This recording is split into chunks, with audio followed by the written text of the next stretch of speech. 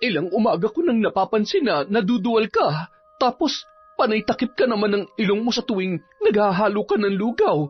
Tapatin mo nga ako, Jade. Buntis ka ba? Po? Anong po? Hindi mo ba ako narinig?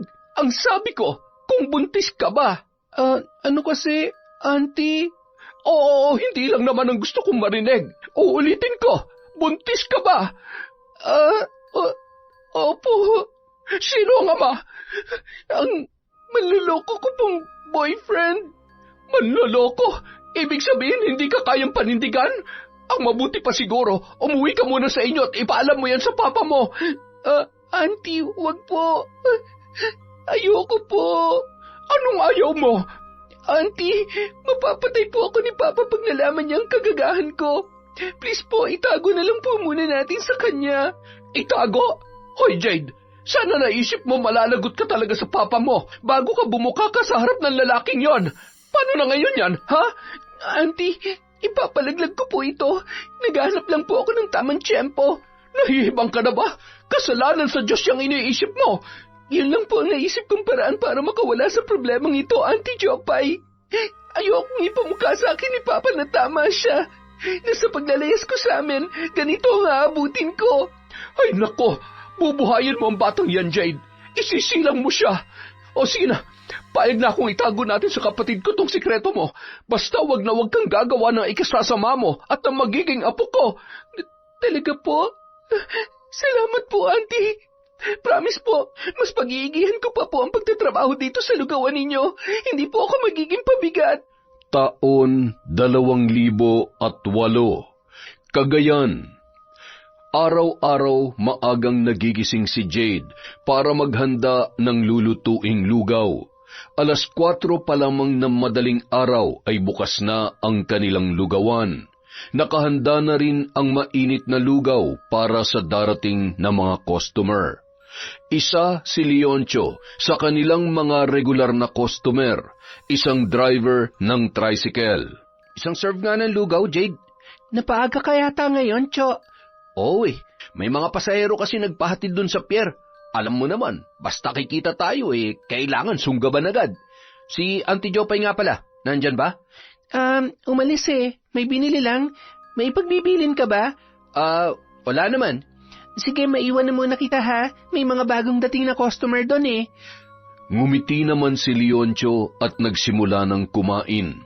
Ngunit nakailang subo pa lamang siya, napansin niya na ang pagtakbo ni Jade papasok sa loob. Sa pag-aalala kung napano ang dalaga ay sinundan niya yon. Mayroon din kasing mga customer na naghihintay. Ayos ka lang ba? Oo, ayos lang ako. Namumutla ka. Halika, umupo ka muna. May sakit ka ba, Jade? Ha? Wala. Baka may nakain lang ako kaya medyo nangangasiman sikmura ako. Sandali, ikukuha kita ng tubig. Jade, may mga customer na naghihintay Diyan ka lang ha. Ako nang bahala sa kanila. Naku, wag na, Leoncio. Nakakahiya. Kaya ko naman Hindi na. Magpahinga ka na lang dyan. Ako nang bahala. Huwag ka mag-alala. Hindi kayo malulugi sa takal na gagawin ko.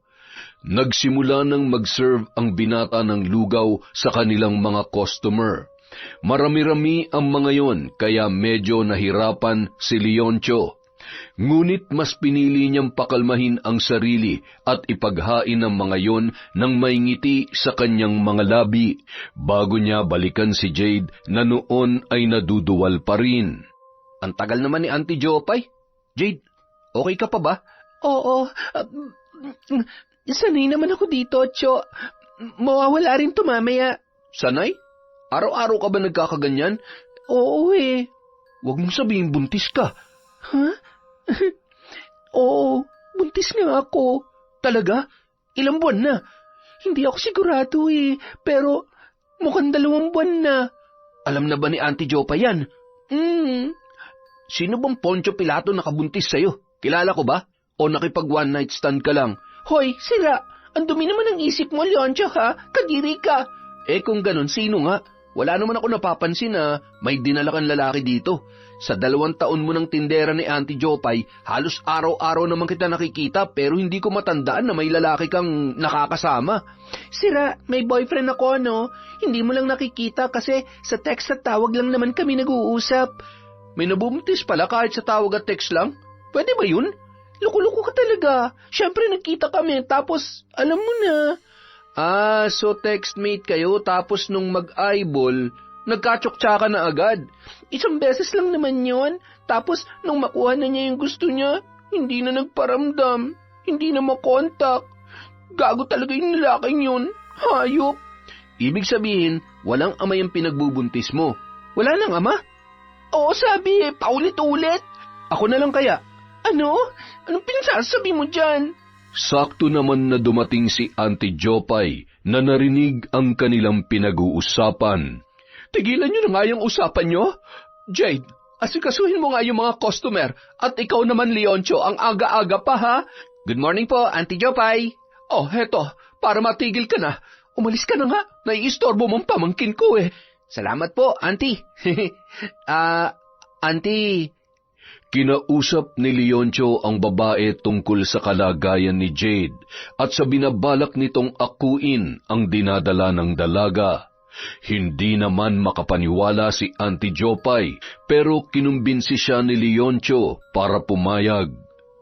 Kinagabihan, kinausap ni Auntie Jopay si Jade tungkol sa binabalak ng binata. Napapailing na lang ang dalaga dahil hindi siya kumbinsido. Kinaumagahan, gaya ng dati, umorder si Leoncio ng isang serve ng lugaw kay Jade. Nagmamadali pa yung kumain dahil may tumawag daw na pasahero. Wala namang nabanggit ang lalaki kaya nasabi na lang niya na baka pinagtitripan lang siya ng kanyang tiyahin. Ngunit pagsapit ng gabi, nabigla na lang ang dalaga nang tawagin siya ni Auntie Jopay para lumabas sa kanyang silid. Jade, may bisita ka? Ha? Sino po? Nasa sala, naghihintay. Kunot noong tinungo ni Jade ang sinasabing bisita na naghihintay sa sala. Napataas na lamang siya ng kilay nang makita si Leoncio. Ikaw? Ikaw yung bisitang sinasabi ni Auntie? Magandang gabi, Jade. Oh, napaka-formal mo ata ngayon ah. Ano nga atin? Nandito ako kasi... Kasi? Gusto kong akuin yung dinadala mo, Jade. Ako magpapakaama sa batang nasa sinapupunan mo. Hala siya, nahibang ka na ba? Huwag mo ako sinasali sa mga trip mo. Kaloka ka. Jade, seryoso ako. Seryoso mo mukha mo. Ano naman ang pumasok sa ulo mo at naisip mo yung kabaliwan mo, aber? Gusto lang kitang isalba mula sa kahihiyan. Saka, alam mo, kung papayag ka sa gusto ko, hindi naman kita gagalawin eh. Pananagutan ko lang yung anak mo. Tapos, pag nakaraos ka na, madali lang naman palabasin na hindi tayo nagkaintindihan. Kaya maghihiwalay na tayo. Teka nga, linawin mo nga yung mga hindi gagalawin. Ibig niyang sabihin, Jade, kapag pumayag ka sa gusto niya, hindi ka naman niya kakarenyuhin. Dito lang siya titira sa bahay ko para isipin ng iba na magka-live-in talaga kayo, pero ang totoo, hindi. Tatayo lang siyang ama sa magiging anak mo. Alam mo, pinag-isipan ko rin to eh. Alam mo namang mga tsismosa mga kapitbahay natin. Baka kung ano pang sabihin nila, oras na wala ka maipakilalang tatay ng anak mo. Saka, kung malalaman man ng papa mo na buntis ka, may maipapakilala ka na. Madali lang naman gumawa ng storya, oras na maghihiwalay na kayo kunwari. Pero, Auntie... Sige na, Jade. Pumayag ka na. Wala namang problema sa akin. Mas gusto ko pa nga ang naisip niya para makaiwas ka sa mga mapanghusgang mga kapitbahay natin. Oo nga, Jade. Pumayag ka na. Wala na kasi akong matirhan eh. Pinalayas na ako dun sa inuupahan ko. Kaya naman pala ang lakas na loob mong alukin ako sa tulong na sinasabi mo. O siya, sige, payag na ako. Basta walang galawan ha. Aakto lang tayo magka-live-in sa harap ng iba. Talaga, Jade? Salamat ha. Isipin mo na lang na nagtutulungan tayo. Inilalayo kita sa kahiyan, binigyan mo naman ako ng bagong tirahan.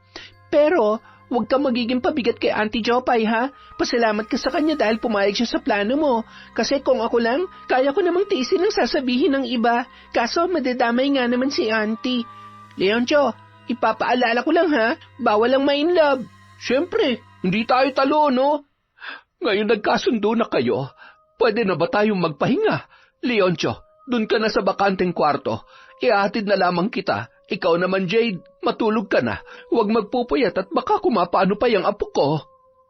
Pumasok na si Jade sa kanyang silid at iginiya naman ni Auntie Jopay si Leoncio sa kanyang kwarto na tutulugan. Dito magiging silid mo, Jo.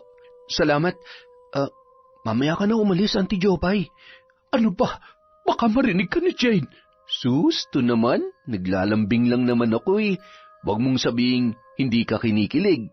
Solong-solo na kita oh. Pagbigyan mo na ako. Sandali. Pupuntahan na lamang kita mamaya dito. Ayoko maghinala si Jade tungkol sa atin. Basta ha, umakto kang formal kapag kaharap natin siya.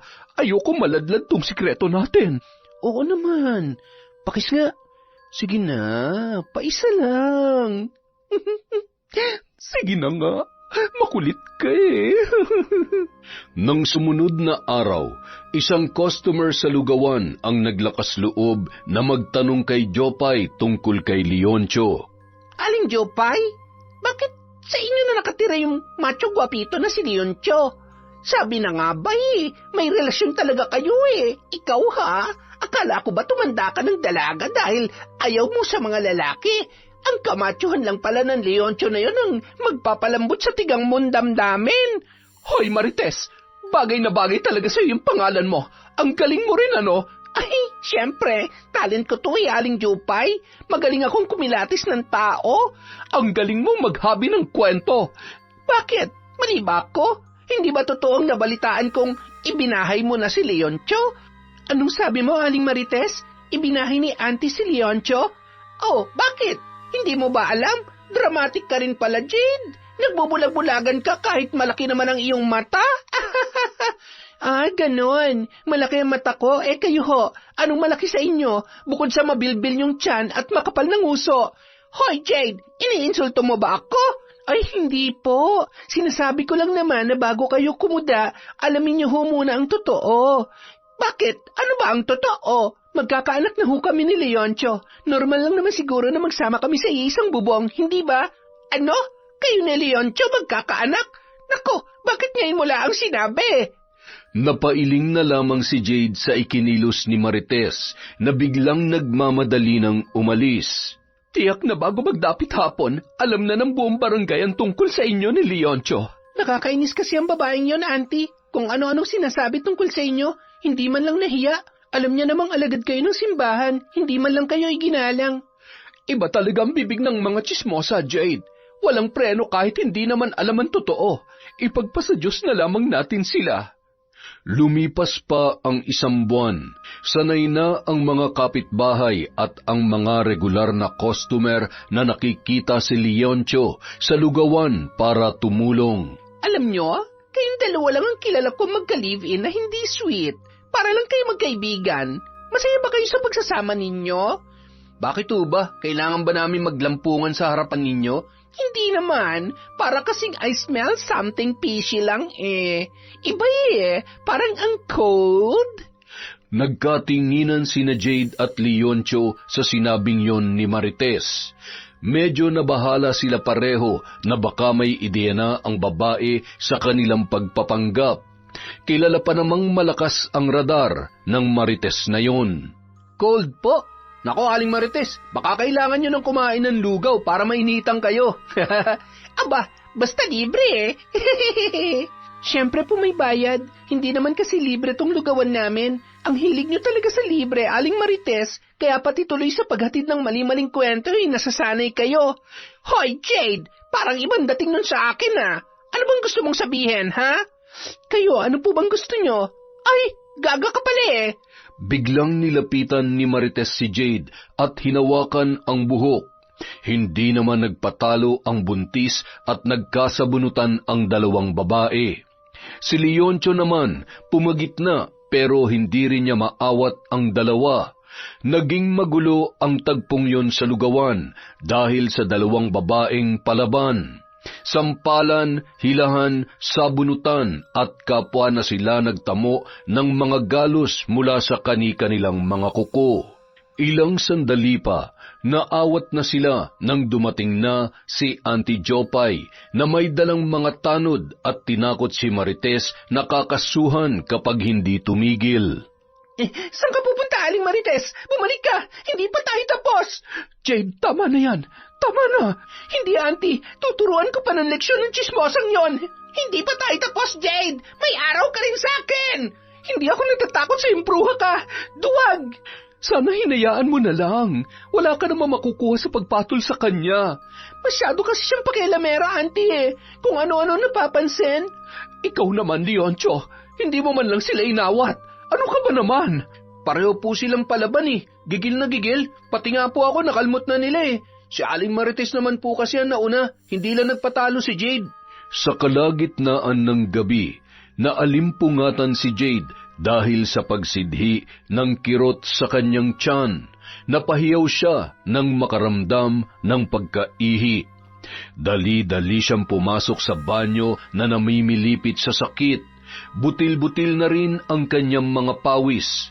Nang sa wakas ay mailabas na ang naturang ihi, medyo naibsan na ang pananakit ng kanyang puson. Ngunit nang makitang may namuong dugo sa kanyang inihian, doon na siya kinabahan. Diyos ko, ano kaya itong lumabas sa akin? Nakunan kaya ako? Samantala, sa kwarto ni Leoncio. Bakit ba ayaw mo malaman ni Jade ang relasyon natin? Kahit si Jade lang oh. Para naman hindi tayo magmukhang magnanakaw na patago-tago sa tuwing pinapaligaya natin ang isa't isa. Ayoko. Ano na lang ang sasabihin ng pamangkin ko? Isa akong alagad ng simbahan. Simula pagkabata, malaki na ang respeto niya sa akin. Ayoko naman mabawasan yon dahil lang sa kalandian ko sa'yo. Ano ka ba naman? Sigurado ako na maiintindihan niya tayo. Basta, ayoko. Tsaka, okay naman tayo sa ganitong setup, di ba? Araw-araw na tayo magkasama sa lugawan. Gabi-gabi mo pa akong napaglalaruan. Sa bagay. Round 2 tayo? Kinaumagahan, masama ang pakiramdam ni Jade kaya hindi siya nakabangon agad para magpunta sa lugawan. Mula sa labas ng kanyang silid ay kinausap niya si Leoncio. Jade, ipinagbili ni Auntie Jopay na mag-agahan ka raw. Hindi na muna kita masasamahan dito. May pasada kasi ako eh. Sige lang, okay lang ako. Pinagbuksan ng pinto ni Jade si Leoncio. Nakalimutan na ng dalaga na wala pala siyang suot na bra at bumabakat ang kanyang dibdib sa suot niya na pantulog. Medyo nanlaki ang mga mata ni Leoncio nang makita siya sa ganoong ayos. Pakisabi kay Auntie, susunod na lang ako mamaya. Sobrang sakit kasi ng tiyan ko kagabi eh. At ngayon parang nanghihina pa rin ako. Sige, makakarating. Oh, ano nangyayari sa'yo? Bakit para kang nakakita ng kung ano? Wala naman. Sige, mauna na ako. Habang namamasada, hindi maiwasan ni Leoncio na isipin ang kanyang nasilayan. Lintik na yan. Nabubuhay pa yata yung pagkalalaki ko kay Jade. Ay, ano kayang feeling ng makahawak ng mas bata? Yung sariwa at hindi nangungulubot ang katawan. Ay, ano ba to? Nagsasawa na yata ako kay Auntie Jopay ah. Simula nung araw na yun, parang nag-iba na ang bawat titig ni Leoncio sa dalaga. Yung tipong kapag nakatingin siya roon, ay tila hinuhubaran niya na si Jade.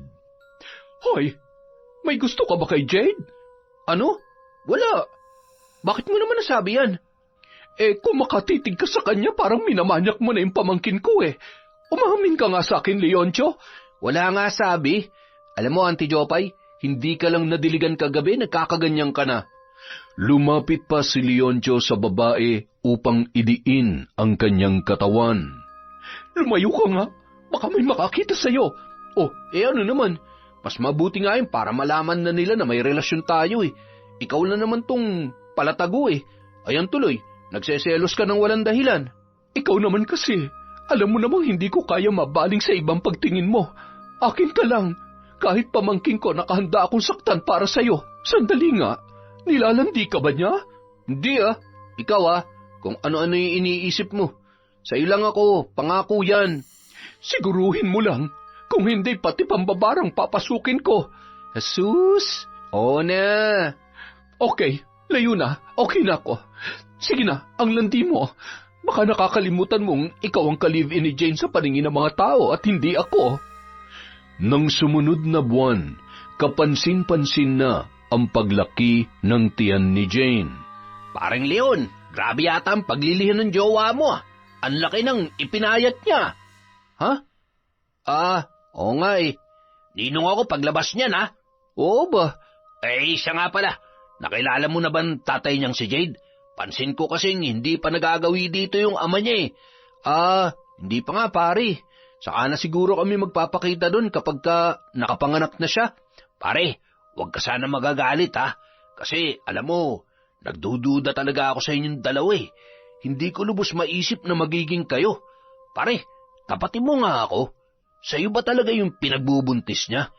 Ay, sige na pare, tayo lang naman ang makakaalam. Mapagkakatiwalaan mo ako, pre. Subok mo na yan. Alam mo pare, napasok talaga ako sa isang problema Napasubo ako. Ewan ko ba kung bakit pumasok sa isip ko yung ganitong ideya? Bakit? Ano bang pinuproblema mo? Hindi sa'yo yung pinagbubuntis niya, Napikot ka lang, Sa akin galing yung ideyang maging tatay-tatayan na magiging anak niya, pre. Nung time kasi na yun, gipit na gipit ako. Wala akong matirhan. Kaya pinilit ko siya na magpanggap kaming dalawa. Ibig sabihin, wala talaga namamagitan sa inyo? Nako pare, simple lang naman ang solusyon dyan. Sabihin mong umaayaw ka na. Madali lang naman palabasin na maghihiwalay na kayo Yun na nga pare, kaso ang totoong jowa ko talaga, si Auntie Jopay.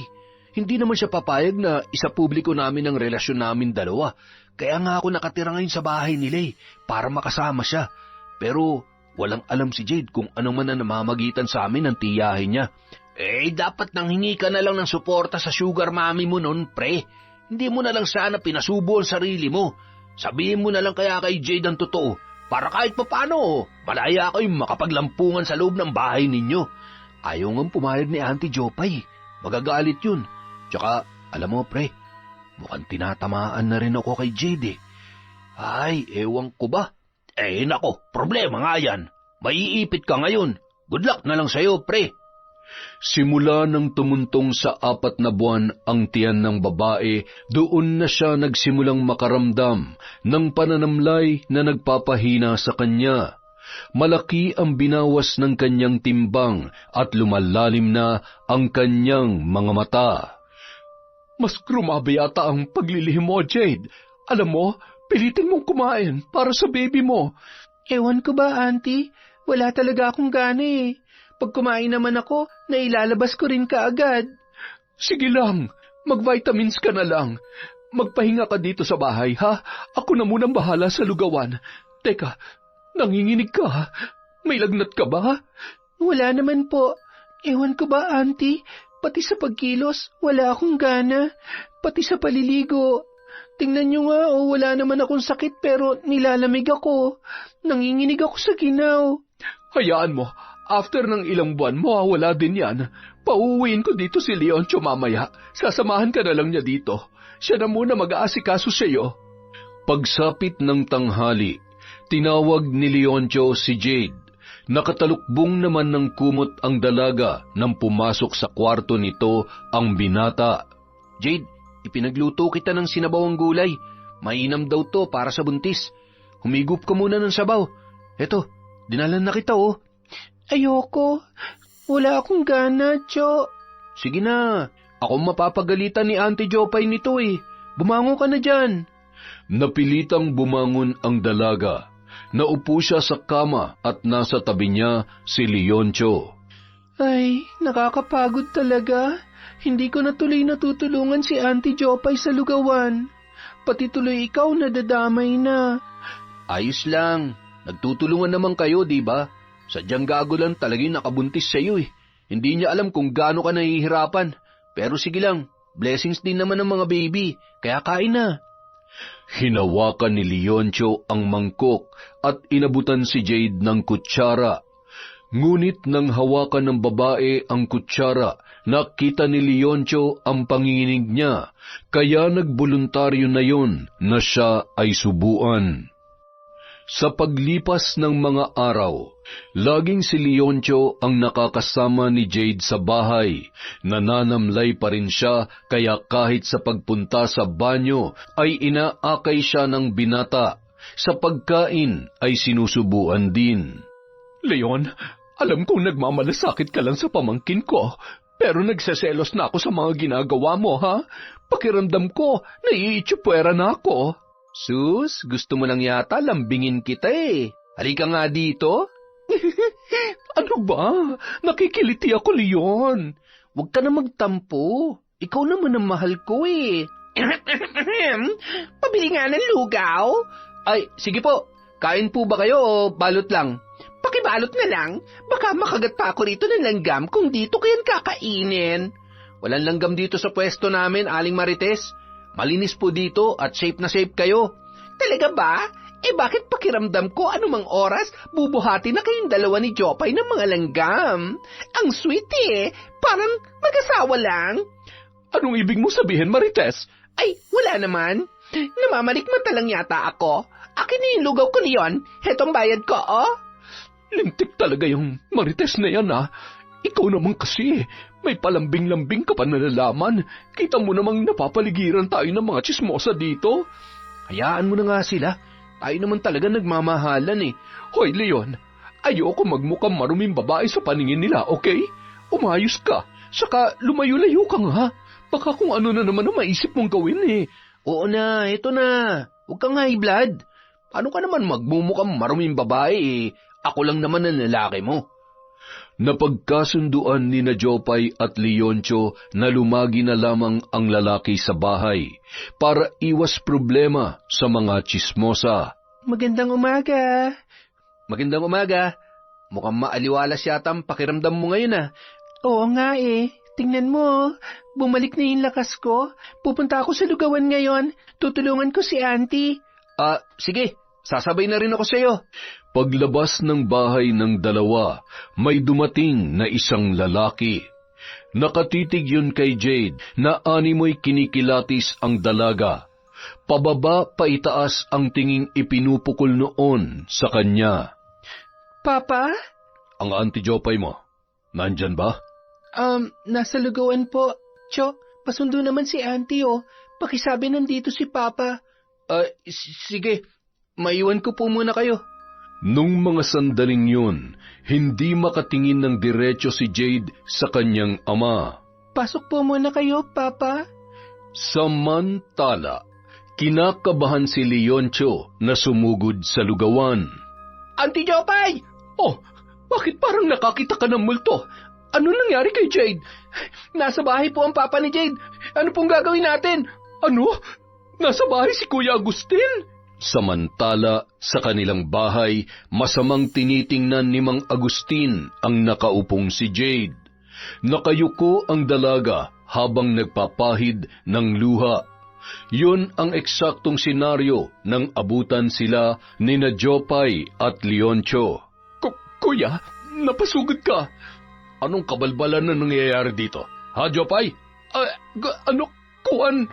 Sumang-ayon ako na dumito muna sa poder mo tong anak ko dahil pinagkatiwalaan kita. Bakit mo inilihim sa akin ang pagbubuntis niya? Kuya, sasabihin ko rin naman, naghahanap lang kami ng tamang pagkakataon. Kailan pa? Kapag nailuwal na ang bata mula sa sinapupunan niya? Isa kang alagad ng simbahan kamo pero bakit hinayaan mo magkaganito ang anak ko? Kuya, wala na tayong magagawa. Nandyan na yan eh. Alangan naman palayasin ko si Jade. Kung sinabi ko naman sa iyo baka mapagbuhatan mo pa siya ng kamay. Makakasama yun sa kanyang kondisyon. Sino ang ama? Napatingin ang dalawang babae kay Leoncio na noon ay medyo pinagpapawisan na rin. Kabado siya at nag-aalangan sa kanyang isasagot. Ako ho? Ikaw. Kailan mo iharap sa akin ang mga magulang mo? Aba, hindi ako papayag na hindi kayo makasal ni Jade. Wala na po akong mga magulang. Ay, kaya pala ang lakas ng loob mong buntisin tong anak ko. Wala nagdidisiplina sa'yo. Pa, wag naman po ninyong pagsalitaan ng ganyan si Leoncio. At anong gusto mong sabihin ko? Purihin ko siya dahil sa ginawa niya? Bukas na bukas din uuwi na tayo sa atin. At ikaw lalaki, sasama ka sa amin. Po, sasama siya? Bakit po? Ano bakit? Natural ako ang ama mo. Ngayon may laman na yan sinapupunan mo, uuwi ka na sa poder ko. Pero bakit kasama pa si Leoncio? At bakit naman hindi? May trabaho po siya dito pa. Sa atin ba wala? Binuhay kita sa pamamagitan ng pagsasaka ko sa bukid. At dahil magkakaroon ka na ng sariling pamilya, ang magiging asawa mo na magiging katuwang ko doon. Kuya, sanay si Leoncio sa buhay dito. Pwede naman siyang dumalaw-dalaw na lamang doon. Ako ang ama ni Jade. Ako ang masusunod sa pagkakataong ito. Pero kuya, tapos na ang usapan.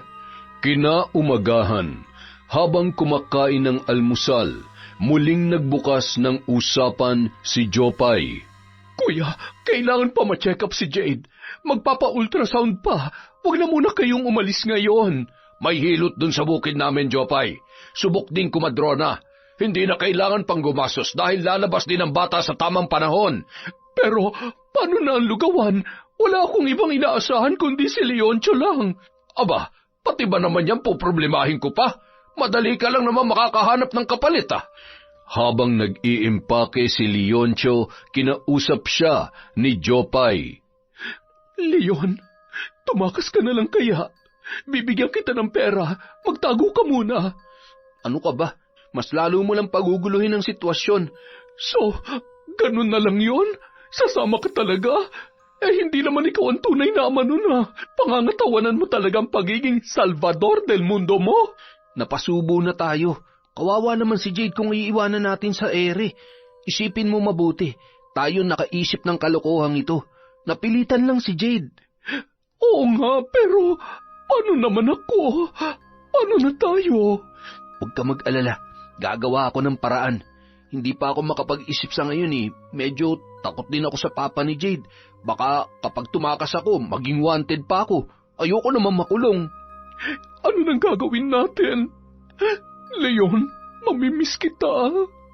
Ngayon pa nga lang para na ako mababaliw na mapalayo sa iyo eh. Isipin mo lang na magbabakasyon lang ako. Pangako, ikaw pa rin ang uuwian ko. Habang nasa biyahe, hindi maiwasan ni Jade na mag-alala. Ilang ulit din siyang napabuntong hininga. Okay ka lang? Ako nga dapat na magtanong sa iyo niyan eh. Bakit naman kasi pumayag ka pang sumama sa amin? Ito naman, wag mo nang alalahanin yun. Ayos lang ako, saka pinaninindigan ko ang kasunduan natin. Salamat, Joe. Oh, smile ka na. Huwag ka na sumimangot, baka makaapekto pa yan sa baby. Sige ka, paglabas niyan, ganito yung mukha niyan. Grabe ka naman. Parang ang pangit naman. Talagang papangit kapag lagi ka nakasimangot. Pagdating sa lugar, medyo may kalakihan ang bahay ni Mang Agustin at maaliwalas ang paligid.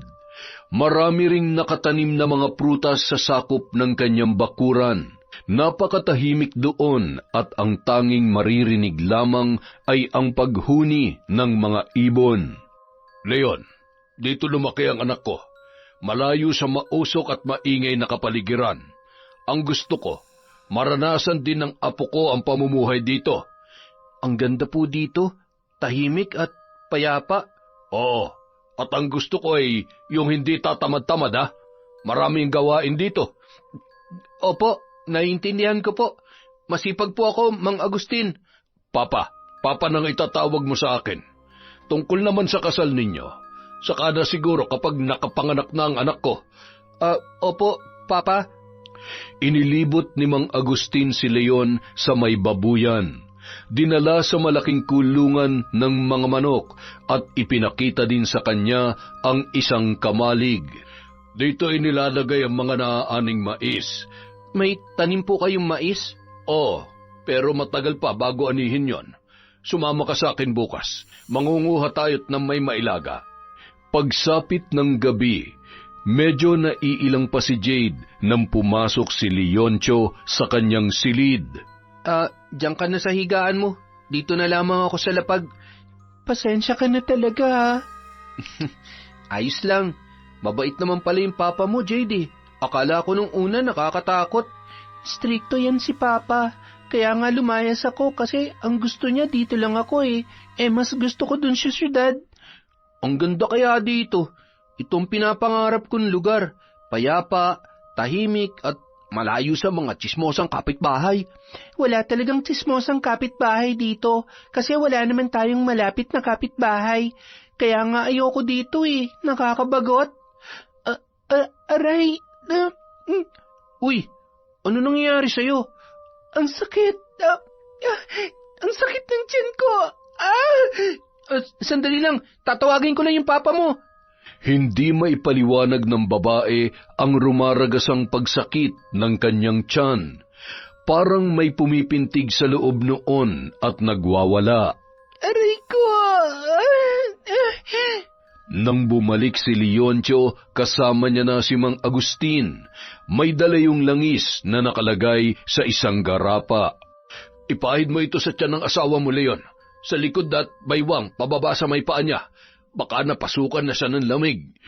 Napalunok pa si Leon nang ibigay sa kanya ng matanda ang hawak noong garapa bago umalis. Jade, masakit pa ba?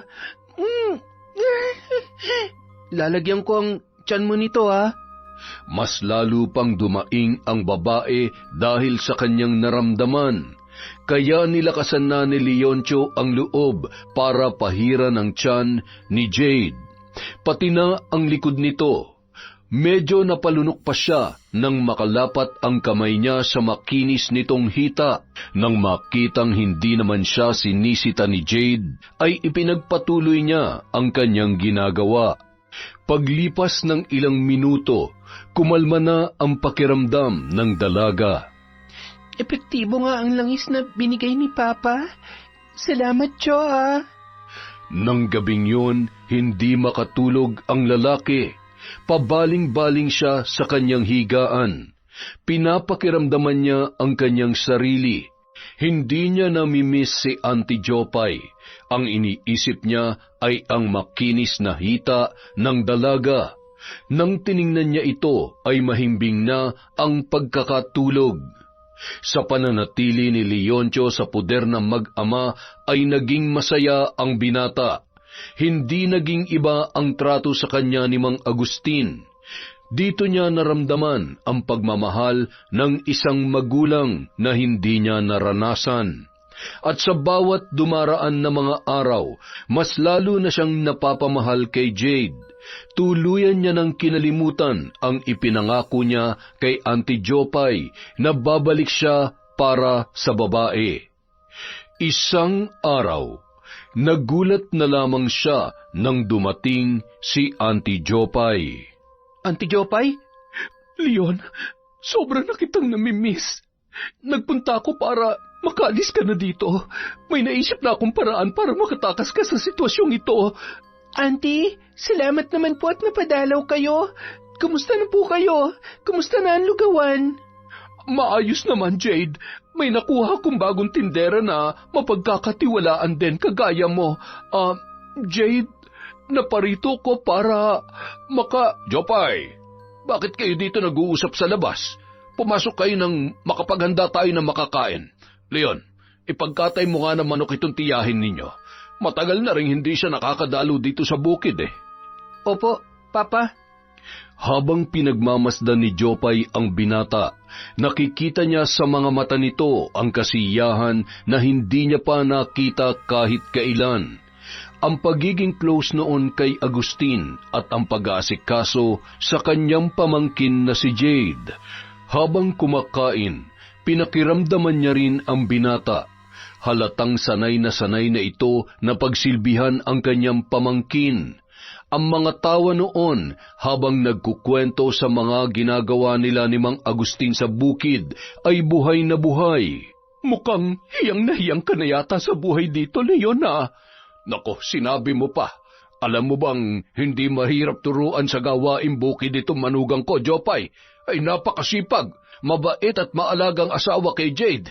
Nagpapasalamat talaga ako't matinong lalaki nakabihag sa puso ng anak ko. Masaya ako para sa iyo, kuya. Sana naman walang tinatago si Leon sa iyo. Sa sinabing yon ni Jopay ay napatingin sa kanya si Leon at ang kanyang pamangkin. Nako, kahit naman may tinatago siya, wala sa akin yon.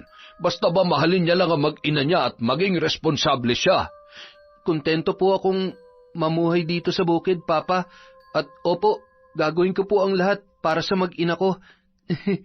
Narinig mo yon, Jade? Wala ka ng dahilan para maglayas pa at magpumilit na manirahan sa syudad. Nang makapagsolo, simpleng kinausap ni Jopay si Jade. Mukhang nagkakaigihan na kayo ni Leon, ha? Hindi naman po, Auntie. Sadyang mabait lang po siya sa akin at magkasundo po sila ni Papa. Hindi niyo pa ba tinutotohanan ng pagpapanggap ninyo? Ha? Hindi po. Wala naman pong sinasabi si Cho. Pero ikaw, may pagtingin ka na ba sa kanya? Auntie, hindi mahirap mahalin si Leoncho. Mabait siya at maasikaso. Sa totoo lang po, nagugustuhan ko na nga po siya. Panliligaw na lang pala niya ang hinihintay mo. Kahit hindi na po siya manligaw, magsabi lang siya na may nararamdaman din siya para sa akin, sapat na po yun para tigilan ng pagpapanggap at totohanin na namin ang lahat. Naging madilim ang anyo ni Jopay nang marinig ang sinabing yon ng kanyang pamangkin. Hinanap niya si Leoncio at kinumpronta. Tapatin mo nga ako, Leoncio. Kaya ba hindi ka na bumalik sa bahay dahil nagkakaigihan na kayo ni Jade? Auntie Jopay, well, kung hindi naman, sumama ka na sa akin. Babalik na tayo sa Cagayan de Oro. Ako nang bahala makipag-usap kay Kuya Agustin. Ano? Oh, bakit parang nagulat ka? Sinabi ko naman yan sa'yo kanina, hindi ba? Hindi na ako babalik doon.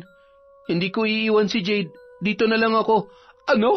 Akala ko ba akong gusto mong makasama? Bakit biglang nagbago ka na? Pananagutan ko si Jade at ang anak niya. Hindi lang dahil sa kasunduan, kundi ano? dahil mahal ko siya. Walang hiya ka. Sinungaling. Niloko mo lamang ako. Pinaniwala ng babalikan. Patawarin mo ako, pero hindi ko kayang dayain ang sarili ko. Sabihin mo, matagal mo na tong pinlano, di ba? Noon pa man may gusto ka na talaga sa kanya. Ginamit mo lamang ako. Ikaw naman talagang mahal ko noon. Kaso ayaw mo malaman ng iba na nagmamahalan tayo. Ang gusto mo, itago lang ang relasyon natin. So kasalanan ko pa ngayon? Kasalanan ko pa ang panloloko mo? Hindi naman sa ganun, kaya lang walang hiya ka. Hindi kita mapapatawad. Sinusumpa kita. Pinapangako ko hindi magiging masaya ang pagsasama niyo, Leon. Itaga mo yan sa bato. Lumipas pa ang 3 buwan. 7 buwan na ang dinadala ni Jade. May kalakihan na ang tiyan nito, ngunit kapansin-pansin ang pangingitim sa ilalim ng kanyang mga mata. Nangangayayat na rin ng husto ang babae. Magpahilot ka kaya, anak. Pansin kong palaging sumasakit yung puson mo. Leon, samahan mong asawa mo sa hilot. Yung bahay na itinuro ko sa'yo, doon kayo magpunta. Pagdating sa lugar, tinitigang mabuti ng hilot si Jade habang papalapit pa lamang ang mga yon sa kanyang bahay. Ilang buwan na yung tiyan mo? 7 buwan na po. 7? Pero hindi ko maramdaman ang ulo ng sanggol. Malakas na ba siyang sumipa? Po? Sipa po? Oo, kapag tumungtong na sa 7 buwan, malakas nang sumipa ang sanggol sa loob ng sinapupunan. Pero sa kaso mo, Ineng, hindi ko siya nararamdaman. Paano po nangyari yon? Palaki naman po ang tiyan ko. Oo nga, malaki. Pero parang kakaibang laki niya. Hindi siya gumagalaw sa paraan ng paggalaw ng isang bata. Anong ibig sabihin nun? Ito'y payo lamang. Bakit hindi kayo sumangguni sa isang albularyo? Malakas kasi ang pakiramdam kong hindi bata ang nasa loob ng sinapupunan ng asawa mo. Po? Nang banggitin ni Leoncio ang sinabi ng hilot kay Mang Agustin, napatingin yon sa anak na si Jade. Hinawakan niya ang tiyan ng babae at pinakiramdaman. Mayroon namang gumagalaw sa loob, pero nagtataka siya kung bakit tila parang humihinga ang paraan ng paggalaw nito. Hindi yun normal para sa kanya. Bukas na bukas din, tutungo tayo sa kabilang bayan. Bibisitahin natin yung kaibigan ko. Kinagabihan, habang mahimbing na natutulog si Jade, sa loob ng kanyang panaginip nakita niya ang isang nanlilimahid na kabaong. Nakalutang yon sa kanyang harapan. Nagulat pa siya nang bigla yung bumukas. Masangsang ang amoy nang bumulaga sa kanya. Napatakip siya ng ilong, ngunit parang hinahalukay ang kanyang sikmura sa nalalanghap na napakabahong amoy.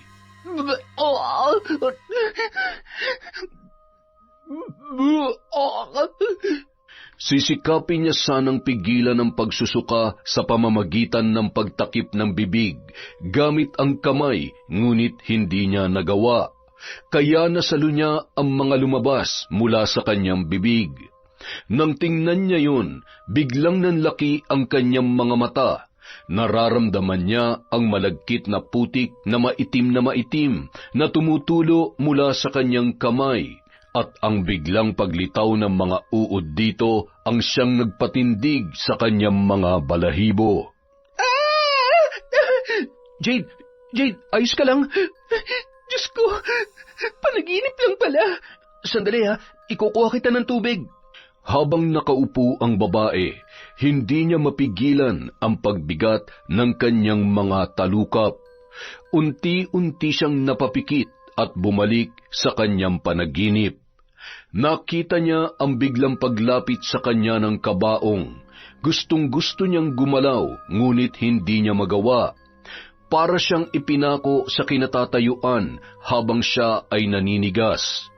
Ibig niyang sumigaw, ngunit walang tinig na lumalabas sa kanyang bibig, hanggang sa biglang tumaob ang naturang kabaong sa kanya.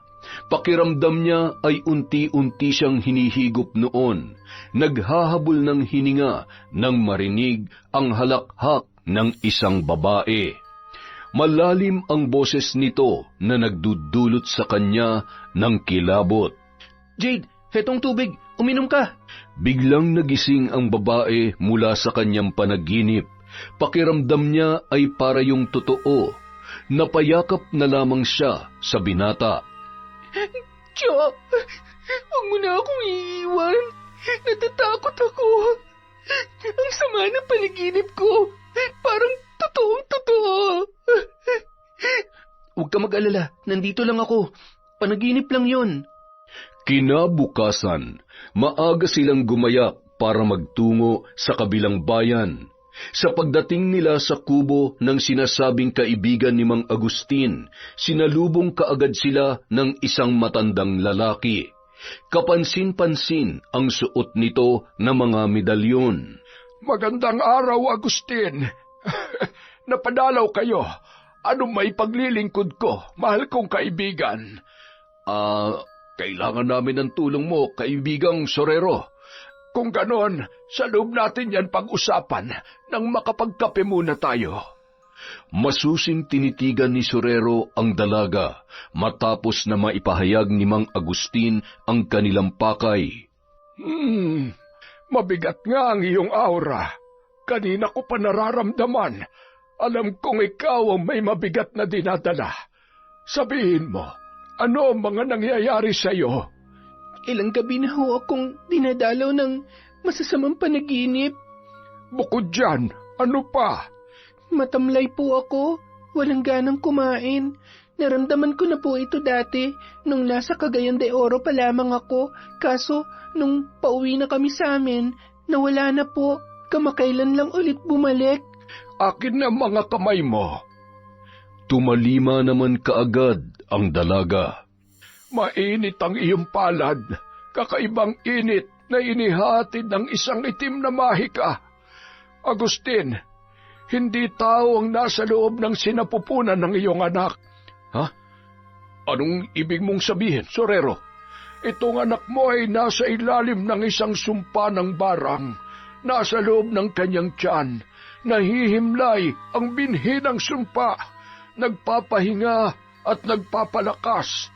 At sa oras na siya ay kumawala, katapusan na yon ng iyong anak. Nabigla ang tatlo sa kanilang natuklasan. Hindi nila lubos akalain na ang inaakala nilang sanggol ay binhi pala ng barang. Anong magagawa natin para mailagay sa kaligtasan ng buhay ng aking anak? Taimtim na panalangin, taos-pusong pananalig sa mahal na Diyos at maniwalang kayang malagpasan ng lahat. Kailangan namin ng tulong mo, Sorero. Hindi ko maipapangako na maililigtas ko si Jade, pero gagawin kong lahat ng aking makakaya. Araw ng Martes at Biyernes, bumisita kayo dito para magawa natin ang ritual na makakatulong sa anak mo, Agustin. Sa ngayon, ito na lang muna ang aking magagawa. Ipinatong ni Sorero ang isang medalyon sa ibabaw ng ulo ni Jade at nag-usal ng mga kataga na hindi pamilyar sa mga naroroon. Inumin mo ang lanang ito, Jade. May basbas yan ng buhay na tubig. Kapag sumakit ang iyong tiyan, tandayan na napupukaw natin ang diwa ng barang sa loob ng iyong katawan. Gaya nga ng inaasahan, sa oras ding yon, halos maglupasay si Jade sa iniindang pananakit ng kanyang tiyan. Makalipas ang ilang minuto, nawala na ang kanyang nararamdaman. Palagi kang magdasal, Iha. Malala na ang barang na nasa loob ng iyong katawan. Dasal, pananalig sa Panginoon Diyos, matibay na pananampalataya, yun lang ang makakapitan mo sa araw-araw. Huwag mong hayaang magapi ng barang ang iyong katawan. Hindi na lumalabas pa ng bahay ang dalaga simula nung sila ay umuwi.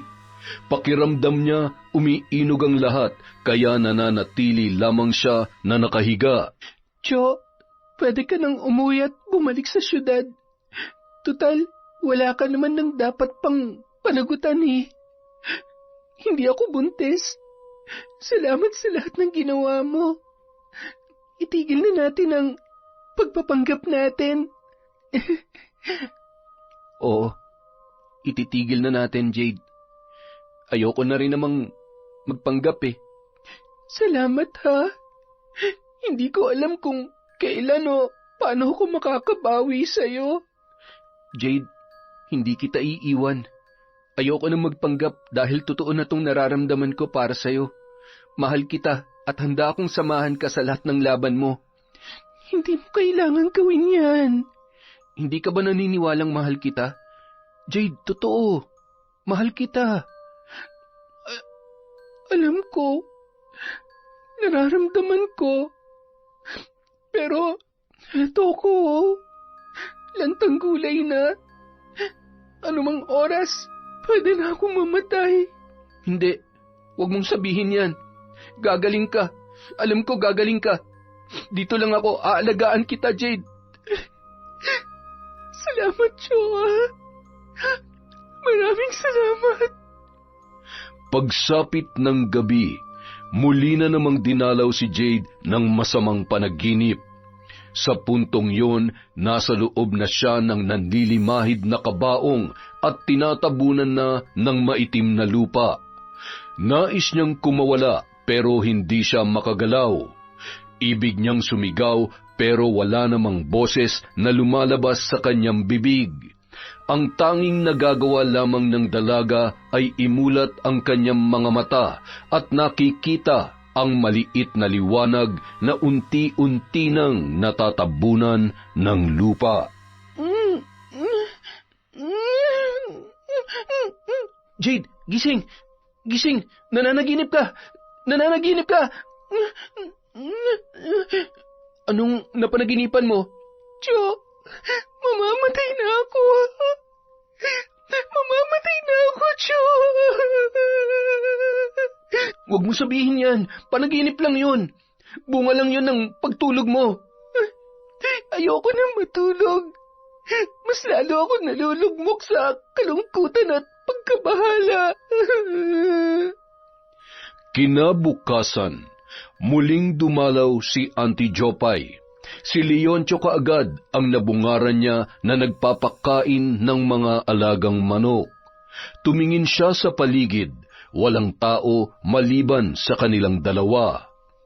Leon, hindi ko kayang mawala ka. Nagmamakaawa ako. Bumalik ka na sa akin. Pasensya ka na pero hindi na magbabago ang pasya ko. Gago ka ba talaga? Hindi naman ikaw ang ama ng dinadala niya. Auntie Jopay, kung ano man na namagitan sa atin noon, tapos na yon. Nakikiusap ako, hayaan mo na ako. Hayaan mo na kami ni Jade. Hindi. Akin ka lang. Akin ka lang. Gagawin kong lahat para bumalik ka. Hindi ako papayag na maging talunan. Biglang binuksan ni Jopay ang mga butones sa suot na blusa at nalantad ang kanyang malulusog na dibdib. Tingnan mo! Tingnan mo! Hindi mo ba namimiss na hawakan to? Hindi mo ba nararamdaman ang init sa katawan mo sa tuwing nakikita mo to? Wala lamang imik ang binata, bagkus ay inayos niya ang pagkakabutones noon. Hindi mo kailangang gawin yan. Nakikiusap ako. Ayokong mawala ang respeto mo sa iyong sarili. Ipokrito! Minsan mo rin naman tong pinagdasaan, ha? Auntie Jopay, pakiusap. Umalis ka na. Ayoko po ng gulo. May sakit si Jade at ayokong makabulahaw tayo sa pagpapahinga niya. Pagkabanggit noon, galit siyang itinulak ng babae. Magsama kayo sa impyerno! Akmang lalayo na sana si Jopay nang dumating naman si Mang Agustin. Jopay, kumusta ka na? Kuya? Kararating mo lang ba? Oo. Paalis na rin sana ako. Paalis? Dinalaw ko lang si Leon. Mukhang importante yata ang pakay mo sa kanya. Sige, mag-usap na muna kayo. Hindi na, kuya. Tapos ng pag-uusap namin. Kuya Agustin, mag-iingat ka sa mga taong hindi nyo lubusang kilala. Hindi natin alam kung makakabuti ba yan o makakasama para sa ating pamilya.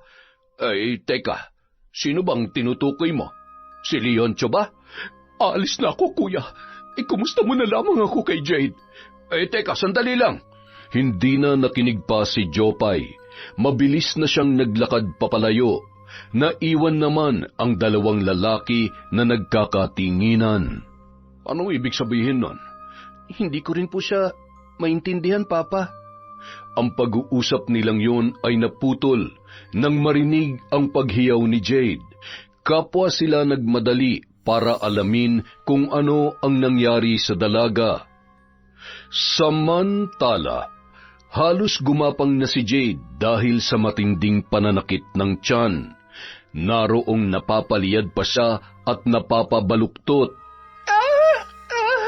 Jade! Diyos ko, tulungan mo po kami! Jade, anak, magdasal ka. Higpitan mo ang iyong pananalig sa Diyos. Huwag ka magpapatalo. Sa isip ng dalaga, taimtim siyang nagdarasal. Habang sinasambit ang mga kataganang ama namin, napapahinto siya dahil sa rumaragasang sakit. Pero hindi siya sumusuko. Ipinagpatuloy niya ang pagtawag sa ngalan ng Panginoon upang siya ay matulungan. Patuloy pa rin siya sa pabaling-baling na posisyon, hanggang sa ang suot niyang duster ay aksidente niyang nahila paitaas at nalantad ang maumbok niyang tiyan.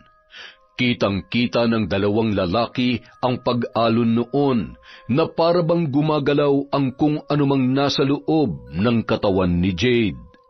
Nahihintakutan man at binabayo ng kaba ang dibdib ng dalawang lalaki ay nagpakatatag sila. Magkahawak kamay silang tatlo na patuloy na nagdarasal. Makalipas ang halos 1 oras, humupa ang nararamdamang sakit ng dalaga. Napapaiyak na lang siya habang pinagpapawisan. Ano ba tong nangyayari sa akin? Bakit ako nagkakaganito? Anong naging kasalanan ko? Manalig ka lang. Malalampasan din natin to, Jade. Sa ngalan ng Panginoon. Kinagabihan, habang natutulog si Mang Agustin, biglang may pumasok na boses sa kanyang pandinig. Walang iba kundi si Jopay. Kuya, hindi natin alam kung makakabuti ba siya o makakasama sa ating pamilya. Kuya, kaagad na napamulat ang kanyang mga mata, napahawak sa kanyang noo at napaisip ng malalim. May kinalaman kaya ang mga sinabi ni Jopay sa nangyayari ngayon kay Jade? Sino ang tinutukoy niya? Pagsapit ng Martes, muli silang nagpunta sa kubo ni Sorero. Nakakalakad pa naman si Jade. Ang kaso nga lamang ay tila nawawalan siya ng lakas sa tuwing ihahakbang ang kanyang mga paa. Pakiramdam niya, siya ay mabubuwal. Mukhang galit na galit ang nagpataw sa iyo ng barang.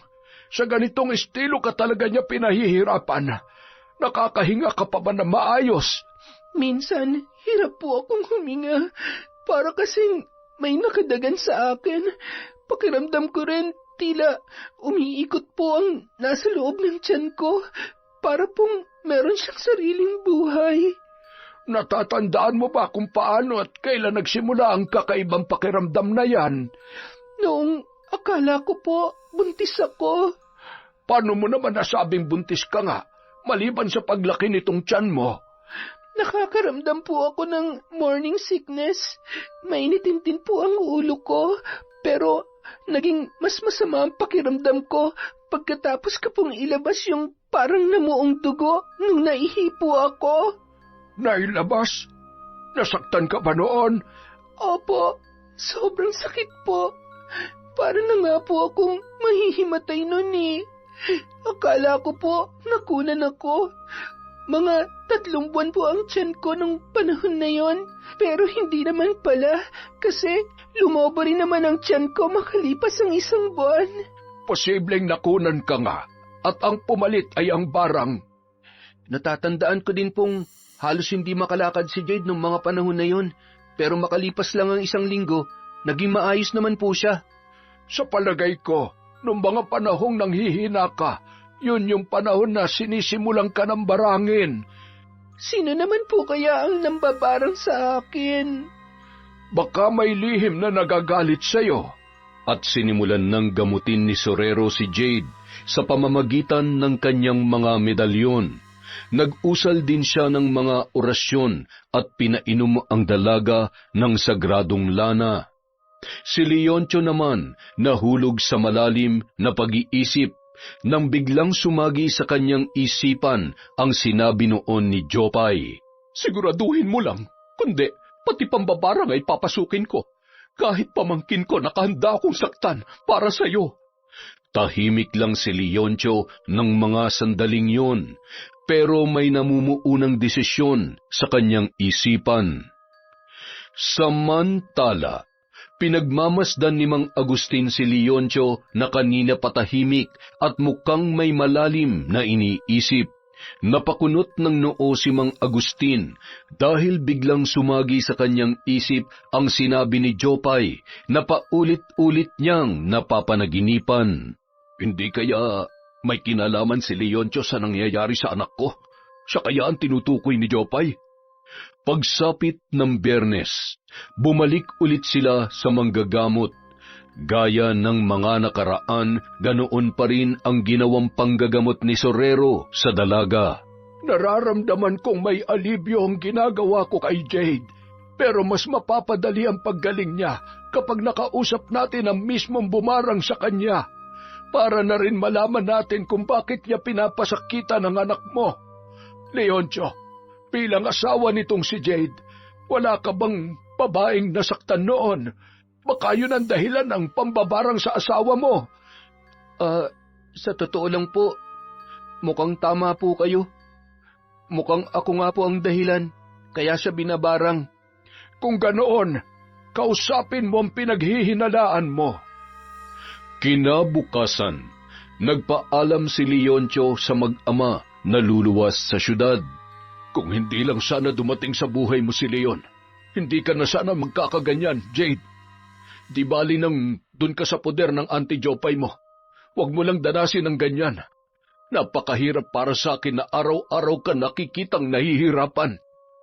Anak, ang mabuti pa, hiwalayan mo na si Leon. Baka sakaling lubayan ka na ng mambabarang. Hindi pa naman po confirmed kung sino nga ang bumarang sa akin pa. Duda pa lang naman po yun ni Leon. Saka malaki ang utang na loob ko sa kanya. Ayoko masaktan siya, oras na hiwalayan ko siya pa.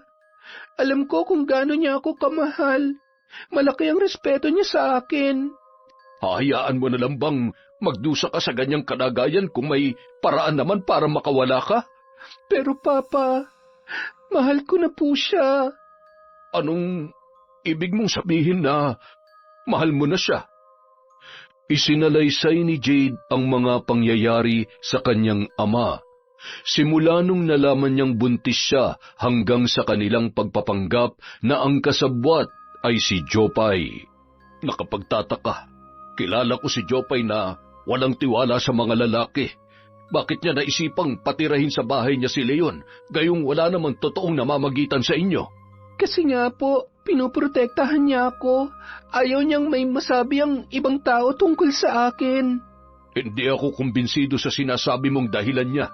Kilala kong kapatid ko. May iba pa siyang dahilan, Jade. Nararamdaman ko yun. Samantala, determinadong magpakita si Leoncio kay Jopay. Nadatnan niyang abala ang babae sa pagsiserve ng lugaw. Nang matanaw siya noon ay kaagad siyang nginitian at mabilis na nilapitan. Leon! Salamat naman at ako pa rin ang pinili mo.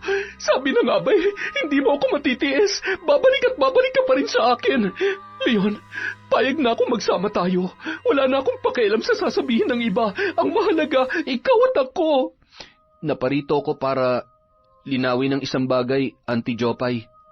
At para na rin makiusap. Ano yon? Gagawin ko lahat para sa'yo.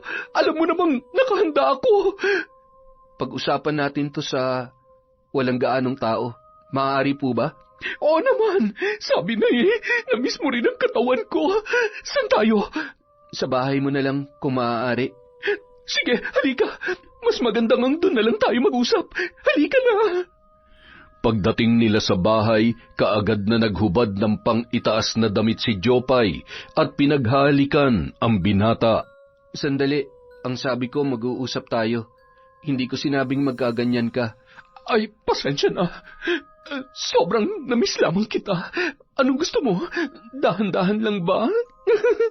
Sige, payag ako dyan. Auntie Jopay, may sakit ngayon si Jade.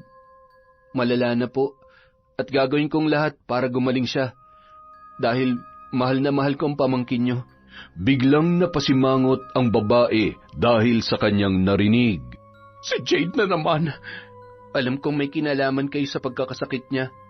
Nakikiusap po ako. Tigilan niyo na siya. Ayoko nakikita siyang araw-araw na nahihirapan. Gagawin kong lahat para mapagaling lang siya.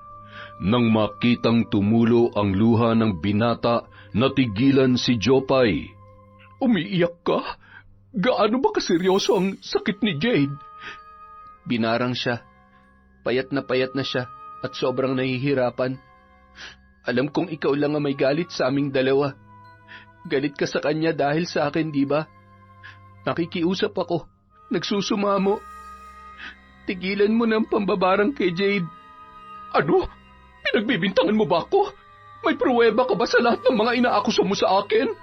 Gagawin ko ang lahat. Kung gusto mo akong bumalik sa'yo, sige, gagawin ko. Bawiin mo lang ang barang sa kanya. Aba, gago ka pala Ang kapal naman ng mukha mong sabihin sa akin yan. Kanya na ba ako kasama sa paningin mo, Leon? Oo, inaamin ko, malandi ako. Naging malandi ako dahil sa'yo pero sobra naman yata yung pambabarang na sinasabi mo. Hindi ko magagawa yan sa kahit na sino. Sino ba may sabi sa'yong akong bumarang kay Jade, ha? Sino? Wala. Naisip ko lang dahil ikaw lang naman ang galit sa akin Galit ka sa amin. Pues nagkakamali ka. Napakababaw naman ang pagkakakilala mo sa pagkatao ko. Hindi ko alam kung ano nang gagawin ko. Sa bawat gabing umiiyaw siya dahil sa sakit, para na rin akong sinasaksak ng paulit-ulit. Oras na hindi malunasan ang paglaki ng kanyang tiyan, sasabog yon. At siguradong ikamamatay niya. Panginoon ko, hindi ko alam na ganyan na pala siya kalala. Pero buntis siya, di ba? Hindi bata na sa loob ng kanyang sinapupunan. Sabi ng manggagamot, binhi daw yun ng barang na unti-unting pumapatay sa kanya. Gusto kong makita ang pamangkin ko. Totoo bang wala kang kinalaman? Saksi ang Diyos na nagsasabi ako ng totoo. Oo, nagalit ako sa inyo. Nakapagbitaw ako ng masasakit na salita, pero hindi ko magagawang saktan si Jade sa kahit na anong paraan. Magkasamang nagtungo sina Leoncio at Auntie Jopay sa tahanan ng biktima. Awang-awa ang babae nang makita ang kalagayan ng kanyang pinakamamahal na pamangkin. Jade, kung hindi sinabi sa akin ni Leon na nangyayari sa'yo, hindi ko pa malalaman. Sa dasal na lang ako ngayon kumakapit, Auntie. Pinagdarasal ko na sana gabayan ng Panginoon ang manggagamot na tumutulong sa akin. Hindi ko naman alam kung sinong nambabarang sa akin. At hindi ko alam kung ano naging kasalanan ko. Habang nagpapakain si Leon sa mga baboy, ay lumapit si Jopay sa kanya. Gaano mo ba kamahal ang pamangkin ko? Mahal na mahal ko siya. Kaya kong ibigay ang buhay ko para sa kanya. Eh ako, gaano mo ako kamahal? Minahal kita, Auntie Jopay. Pero napagtanto kong mas mahal ko na si Jade. Hindi mo na ba talaga ako kayang balikan? Kasi ako, mahal na mahal kita. Leon, parang awa mo na.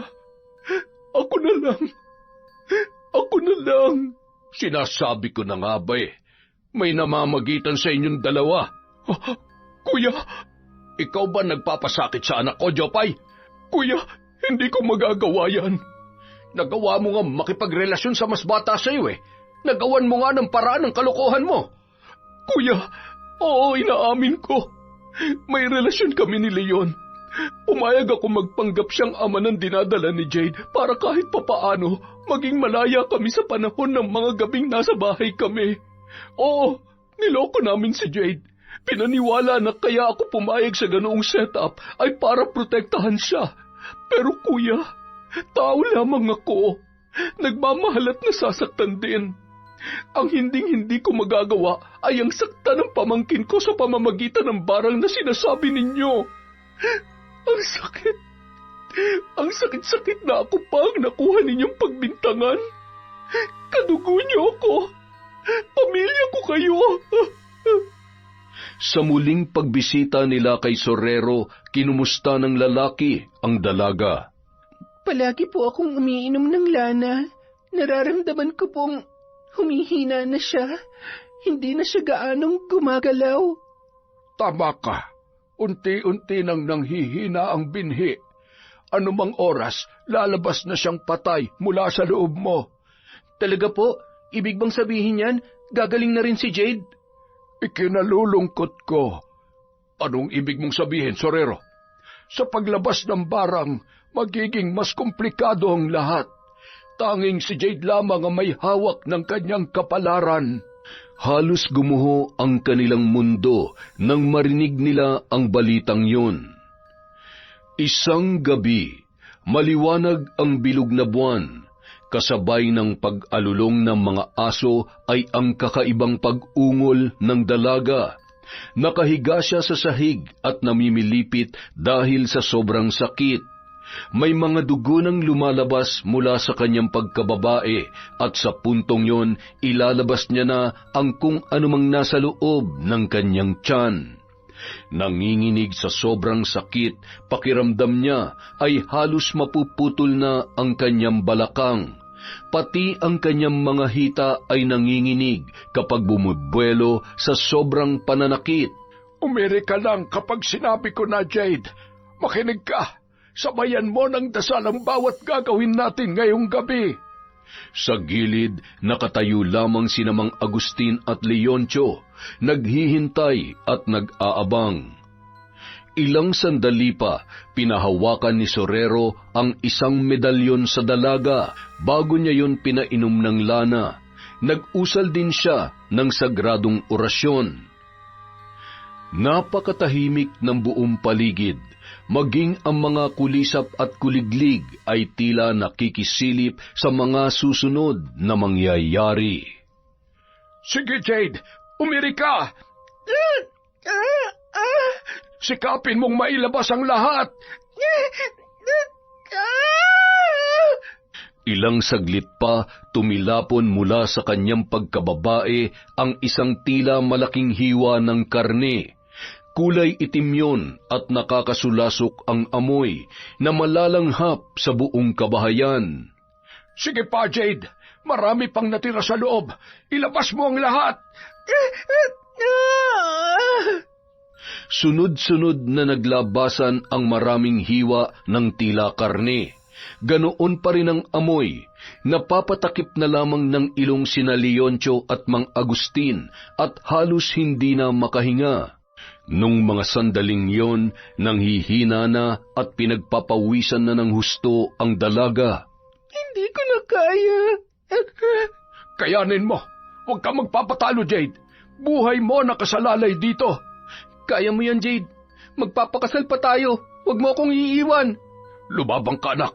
Ilabas mo ang lahat ng yan. Habang nakapikit, walang tigil sa pagtulo ang kanyang luha. Panginoon, bigyan mo po ako ng lakas ng loob at pangangatawan. Tulungan niyo po ako. Sige pa, malapit na. Ang isang ito ang pinakamalaki sa lahat. Patuloy na nagdarasal at nakikipaglaban si Jade. Sa huli ay malakas at mahabang pag-iri ang kanyang pinakawalan. Lumabas sa kanyang pagkababae ang malaking hiwa ng tila karne na nabubulok na. Habol ang hininga na nagpahid siya ng kanyang luha. Hindi ko na kaya. Dahan-dahan siyang pumikit at makikita ang pagod sa kanyang muka. Bumulwak naman ang masaganang dugo mula sa kanyang pagkababae. Medyo nangingitim na ang dugong yon. Jade! Jade, gumising ka! Jade! Sorero, ano nangyayari sa anak ko? Hindi kaagad nakaimik si Sorero. Kinapa niya ang palapulsuhan ng dalaga. Pinakiramdaman kung tumitibok pa yun. Sorero, patay na ba ang anak ko? Magsalita ka! Hindi. Buhay pa siya. Nagpapahinga lamang.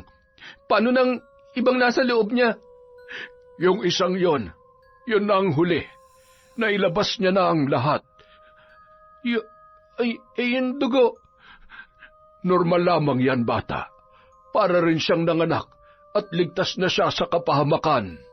Sa sinabing yon ng matandang manggagamot ay nakahinga na ng maluwag ang lahat. Hayaan lamang natin na siya ay makapagpahinga. Maglinis na tayo at pakilibing na lamang ang mga ito. Ibang klaseng pambabarang ang ginawa nila sa anak ko. Mabuti na lang at nandiyan ka. Salamat, Sorero. Maraming salamat. Para saan pat naging magkaibigan tayo? May ibibigay nga pala ako sa inyo. Ngayong darating na Biyernes, sana ay magpunta ka sa bahay ko. Ay, siyempre naman, utang ko sa iyo ang buhay ng anak ko. Paggising ni Jade, kinapa niya kaagad ang kanyang tiyan. Hindi na yun malaki. Nakakahinga na rin siya ng maluwag. Akmang babangon na sana siya nang magsalita si Leoncio. Hinay-hinay lang. Baka mabinat ka. Jo, maayos na ba ang lahat? Oo, magaling ka na. Salamat naman. Salamat po, mahal na Panginoong Diyos. Maraming salamat po. Ngayong magaling ka na, pagplanuhan na natin ang kasal natin, Jade. Oy, teka. Hindi ako papayag. Kapwa nagulat ang dalawa sa tinuran ni Mang Agustin. Bakit po, Papa? Gusto kong ayusin muna ninyo ang tungkol kay Leoncio at sa Auntie Jopay mo. Leon, ayoko maging magulo ang pamilya ko sa kung anumang sabit mo. Naguguluhan ang dalaga at nagpalipat-lipat ang tingin sa dalawa na tila ba humihingi ng paliwanag. Isinalaysay ni Leoncio ang tungkol sa relasyon nila ni Auntie Jopay at kung bakit nila itinago yun sa mga tao. Diyos ko, Pero ikaw na mahal ko ngayon, Jade. Alam naman yun ni Auntie Jopay. kailangan ko siya makausap, Jo. Masakit para sa kanya ang lahat ng ito. Ayoko masaktan si Auntie Jopay. Ayokong isipin niya na inagawan ko siya. Pagkaraan ng 1 linggo, muli silang nagtungo kay Sorero. Nagkaroon sila ng salo-salo bilang pasasalamat. May ibinigay din ang manggagamot sa kanila. Ang tawag dyan ay habak, pananggalang laban sa masasamang elemento. Kapag suot-suot mo yan, hindi ka tatablan ng barang at kulam. Pero pakatatandaan nyo, kailangan maibabad ang mga habak nyo sa banal na tubig tuwing sasapit ang Biyernes Santo para magtuloy-tuloy ang bisa niyan. Sa kagustuhang makita ni Jade ang tiyahin ay pinuntahan nila yon sa lugawan. Masayang-masaya ang babae nang makita ang kanyang pamangkin na malakas na ulit at nanumbalik na ang dating ganda. Pagkuway mahigpit niyang niyakap ang dalaga. Auntie, may kasalanan po pala ako sa inyo. Ha? Ano yun? Si Leon. Sorry, Auntie. Kung alam ko lang, hindi ko na sana hinayaang mahulog ang loob ko sa kanya. Patawarin niyo po ako. Wala kang kasalanan. Tanggap ko na ang lahat, Jade. At masaya na ako para sa inyong dalawa. Hindi madaling kalimutan na naging ugnayan namin pero sisikapin ko maghilo man lahat ng sugat sa puso ko. Wala kang dapat ihingi ng tawad. Nalaman na ba kung sino ang bumarang sa'yo? Hindi pa nga po eh. Sana lang makarmang gumawa sa akin nito. Oy, Jade! Ikaw ba yan? Buhay ka pa pala! Bakit po, Aling Marites? May nabalitaan ba kayong mamamatay na ako? Ay, akala ko kasi ay patay ka na. Akala ko kasama ka na rin nabulok ng mga karning ibinigay ko sa matandang yon. Ay, nakakainis. Niskam pala ako. Anong ibig mong sabihin? Ay, wala naman. Makaalis na nga. Hoy, Marites! Ikaw ba nagpabarang kay Jade? Ano? Aba, hindi ko alam ang mga pinagsasasabi mo. Kumakain lang ako ng lugaw dito, ha? Aamin ka ba? O ikaw naman ay papabarang namin? Hoy, hoy! Gusto ko lang naman gumante, ha? Saka, hindi naman totoo yung barang. Tingnan mo nga, buhay na buhay pa si Jade. Ah, ikaw pala talaga. Gusto mo talaga masaktan, ha? Ay, hindi ako lalaban, Jade. Aalis na ako. Kumaripas na lamang ng takbo ang naturang babae. Lokong yun, kinuha pang joke ang barang. Kala niya talaga biro lang, halos mamatay na si Jade sa kagagawan niya. Nakapambintang pa ako, tapos yung chismosang Marites lang pala na yun ang salarin. Hayaan mo na. Palagay ko hindi na naman yun uulit. Naisip niyang na-scam siya eh. At kung uulit man siya, hindi na uubra. May pananggalang na kami. At ito po, para sa inyo, Auntie. Baka kasi biglang mag-iba na naman ang isip ni Marites eh. Mabuti na yung may protection kayo. Sa pagdaan ng mga buwan, napagkasunduan na nina Jade at Leon ang magpakasal. Bago yon, nakipag-usap muna si Leon kay Jopay ng masinsinan para humingi ng tawad na pinagbigyan naman ng babae. Naging masaya na siya sa relasyon ng dalawa at pinagpatuloy niya na lang ang negosyo niyang lugawan. Dumating na ang araw ng kasalan. Ang reception ay sa bahay mismo ni Auntie Jopay. Makikitang masaya ang lahat at abala sa pagkain. Nang igala ni Jade ang kanyang paningin, nakita niya nagabundok ang ulam sa pinggan ni Marites. Nang mapansin ng babae na nakatingin siya rito, ngumiti lamang ito ng pagkatamis-tamis at kumaway. Yon! Pasensya na po kayo mga kaenteng. Wala po muna tayong shoutout ngayon. Sobrang may gagawin lang po si Enteng. Maraming salamat po sa walang sawa niyong pagsuporta. Babawi po ako sa susunod na video.